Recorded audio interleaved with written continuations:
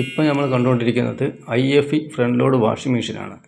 ഇത് ഓൺ ചെയ്താൽ കാണുന്നത് E1 എന്ന് പറയുന്ന എറർ കോഡാണ്. ഇത് കാണുന്നില്ലേ, E1 എറർ കോഡ്.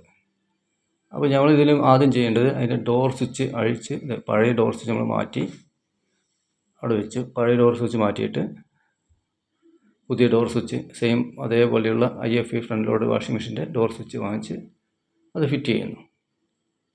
അപ്പോൾ നമ്മൾ ഫിറ്റ് ചെയ്തുകൊണ്ടിരിക്കുകയാണ്.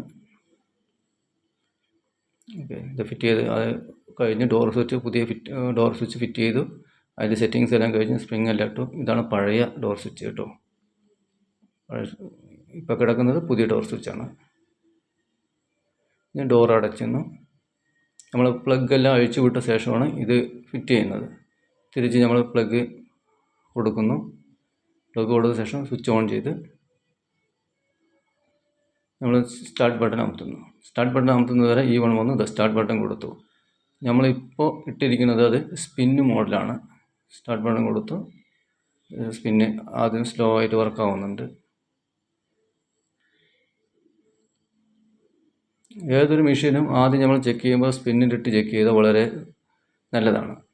ഇപ്പോൾ അതിൽ 0.009 ആണ്, സ്പിന്ന് മോഡലാണ് കിടക്കുന്നത്. ആദ്യം തന്നെ നമ്മൾ വാഷിങ്ങിന് കൊടുക്കുമ്പോൾ ചിലപ്പോൾ വെള്ളം ഉണ്ടാവില്ല.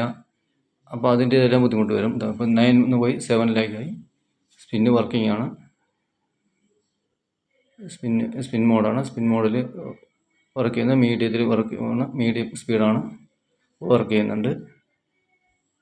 അപ്പോൾ പലർക്കും സംശയമുണ്ട്, front load washing machine E1 വന്നാൽ എന്ത് ചെയ്യണം എന്നറിയാതെ പലരും അതിൻ്റെ വയറിംഗ് ഡയഗ്രാം എല്ലാം വലിച്ചിടും.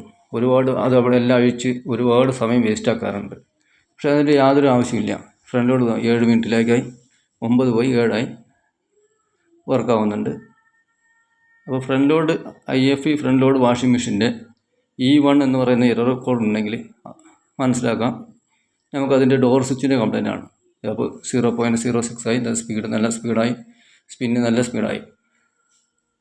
അപ്പോൾ യാതൊരു കുഴപ്പമില്ല. Okay, thank you for watching video.